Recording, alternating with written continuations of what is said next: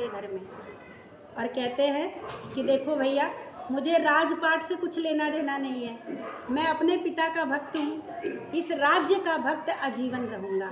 इस गद्दी का जो भी उत्तराधिकारी होगा, मैं आज से सौगंध लेता हूँ। बड़ी भीषण प्रतिज्ञा ये की उन्होंने कि पूरा जीवन मैं ये प्रतिज्ञा लेता हूँ कि मैं गद्दी का सेवक बन के रहूँगा।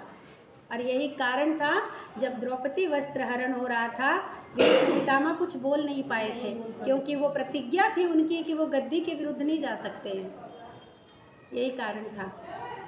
अच्छा, इधर ये लड़की के पिता बड़े चालाक थे। इन्होंने कहा चलो प्रतिज्ञा तुमने ले ली, कल को तुम्हारा बेटा हो वो खड़ा हो जाएगा, बड़ा नहीं तो बड़े का बेटा।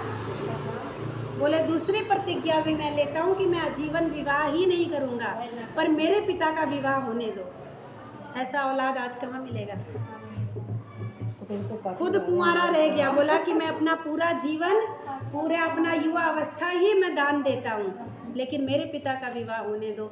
जब ऐसा बोला तब जाके सत्यवती से शांतनु का विवाह हुआ और भीष्म पितामह आजीवन ब्रह्मचारी ही रह गए और गद्दी के सेवक बन के रह गए। कितनी विपरीत स्थिति में, महाभारत के युद्ध में कैसी कैसी स्थिति आई। पूरा जीवन गंगापुत्र भीष्म का त्याग में गुजरा। बताया उनके बराबर त्यागी दूसरा कोई नहीं हुआ। उनकी मृत्यु पे भगवान कृष्ण भी रो दिए थे। आप सोचिए, इतना धर्म पे चलने वाले व्यक्ति की मृत्यु कितनी दर्दनाक हुई थी कि पूरा 6 महीना बाणों की सैया पे पड़े रह गए थे वो।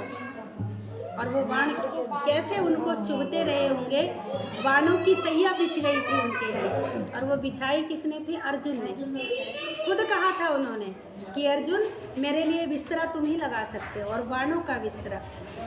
और वो इच्छा मृत्यु का उन्हें वरदान मिला हुआ था कि जब चाहोगे तभी। अच्छा, कहते हैं सूर्य जब उत्तरायण में हो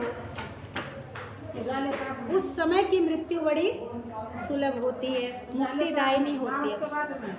माघ मास में ही जो वो आता है ना, माघ मास का स्नान सूर्य उत्तरायण पे जब होते हैं, मकर राशि में जब होते हैं सूर्य, बाद में जो आते हैं, हाँ, तो कहते हैं उस समय पे जब सूर्य मकर राशि में हो, अगर ऐसे समय पे किसी की मृत्यु हो जाती है तो फिर वो सीधा उसके लिए द्वार खुला है। तो इसीलिए वो उसी समय का इंतजार कर रहे हैं। और दूसरी बात, महाभारत का युद्ध शांत होने का भी इंतजार कर रहे थे। दोनों बातें थी।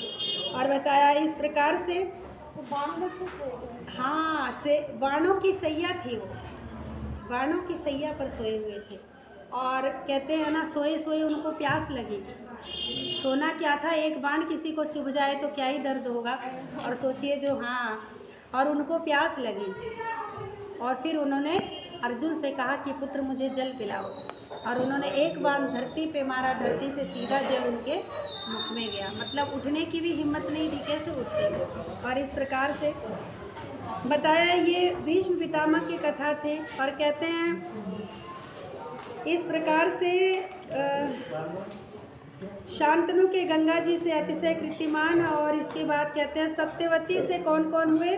चित्रागंध और विचित्रवीर्य नाम के 2 पुत्र हुए। और कहते हैं उन्हीं से चित्रागंध को तो बाल्य अवस्था में ही गंधर्वों ने युद्ध में मार डाला था। और विचित्रवीर्य से काशीराज की पुत्री अंबिका और अंबालिका से विवाह किया विचित्रवीर्य ने। और बताया अत्यंत भोग में आसक्त रहने के कारण, अतिशय खिन्न रहने से कहते हैं ये अकाल में ही मर गए। और तदंतर कहते हैं सत्यवती के नियुक्त करने से माता का वचन टालना उचित ना समझ के विचित्रवीर्य की पत्नी से कौन जन्म हुआ? धृतराष्ट्र का और पांडु नाम के 2 पुत्रों का। और कहते हैं और उनकी भेजी हुई दासी, उन्होंने एक दासी भेजी थी, उस दासी से विदुर नाम के एक पुत्र का भी जन्म हुआ था। अच्छा, कहते हैं धृतराष्ट्र ने भी गांधारी से दुर्योधन और दुशासन आज जैसे 100 पुत्रों को जन्म दिया था। धृतराष्ट्र जो अंधे थे जन्म से, उनकी पत्नी का नाम था गांधारी। गांधारी का भी चरित्र पता ही है।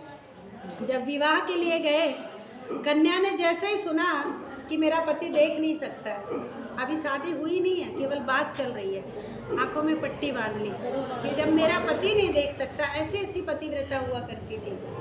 कि जब पति नहीं देख सकता तो मैं भी संसार को नहीं देखूंगी। उसी समय आँख में पट्टी। अब इसीलिए वो पतिव्रता में सर्वश्रेष्ठ मानी जाने लगी कि भाई बहुत बड़ी पतिव्रता है, अपने पति के नाम पे इसने इतना बड़ा त्याग कर लिया। और कहते हैं कि इस प्रकार से धृतराष्ट्र और गांधारी के दुर्योधन दुशासन जैसे 100 पुत्रों का जन्म हुआ। और पांडु जो थे, कहते हैं वन में अखेट खेलते समय ऋषि के श्राप से संतान उत्पन्न करने में असमर्थ हो गए थे। ये संतान उत्पन्न नहीं कर सकते थे। अतः इनकी स्त्री कुंती से धर्म, वायु और इंद्र ने क्रमशः युधिष्ठिर, भीम और अर्जुन नाम के 3 पुत्र, ये देवताओं से इनको जन्म हुआ था। अर्जुन के पिता कौन थे? इंद्र थे। और धर्म के पिता वायु देवता थे। इनके द्वारा कुंती माँ को ये हुआ था, संतान उत्पत्ति हुई थी। और कहते हैं और अच्छा एक और इनकी मतलब माद्री नाम की ये 2 लोग थी, 2 विवाह हुआ था जैसे पांडु का, एक माद्री से और एक कुंती से। तो माद्री की 2 संतानें हुई, नकुल और सहदेव। और बताया कि इसके बाद इसके अतिरिक्त पांडव की और कई पुत्र हुए, जैसे युधिष्ठिर से देवक नाम का पुत्र हुआ, भीमसेन से हिडिंबा के घटोत्कच हुए, और काशी से सर्वांग नाम का पुत्र, सहदेव से विजया, और नकुल से रेणुमति नाम का पुत्र। और कहते हैं इस प्रकार से इनके पुत्रों की कथा बाल्यावस्था में। और कहते हैं कि अच्छा नरेश की पुत्री से अर्जुन ने पुत्री का धर्म अनुसार ब्रह्म वाहन करके एक पुत्र को जन्म दिया। और कहते हैं सुभद्रा कौन थी? कृष्ण की बहन थी। सुभद्रा और अर्जुन से अभिमन्यु का जन्म हुआ। और बताया कि बाल्यावस्था में ही बड़ा बल पराक्रम था अभिमन्यु के अंदर। क्यों? क्योंकि माँ के गर्भ से ही उन्होंने भगवान की कथाओं को सुना था। और कहते हैं कुरुकुल के क्षीण हो जाने पर अश्वत्थामा के प्रहार करने पे ब्रह्मास्त्र के द्वारा गर्भ में ही वशीभूत हो गया था। और फिर कहते हैं अपनी इच्छा से ही माया मानव शरीर धारण करके, कहते हैं भगवान श्री कृष्ण चंद्र ने किसके पुत्र की रक्षा की थी? अभिमन्यु पुत्र परीक्षित की। अभिमन्यु तो मारा गया था। क्यों, कैसे मारा गया था? कहते हैं कथा में भगवान ने रणनीति समझा रहे थे भगवान, और उस समय सुभद्रा भी वहीं पे बैठी हुई थी। और उस रणनीति पे कहते हैं उसके जो 7 दरवाजे थे, 6 दरवाजे तक उन्होंने सुन लिया, 7वें में माँ को झपकी लग गई। अब जब माँ सो गई तो बच्चा भी नहीं सुन पाया।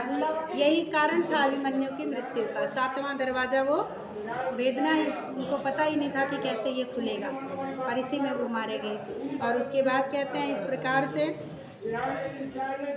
श्री कृष्ण चंद्र के प्रभाव से बालक जीवित हो गया। और परीक्षित ने अभिमन्यु के द्वारा उत्तरा के गर्भ से जन्म लिया। अभिमन्यु पुत्र परीक्षित थे, वही परीक्षित जिन्होंने भागवत कथा सुना 7 दिन में, जिनको मृत्यु का वो था। और इस प्रकार से कहते हैं इस प्रकार धर्म पूर्वक संपूर्ण भूमंडल पर शासन कर रहे हैं। कहते हैं भविष्य में भी इनकी संपत्ति क्षीण नहीं हो सकती है। और अब कलयुग के राजाओं का वर्णन आएगा आगे। बोल श्री विष्णु महापुराण की जय।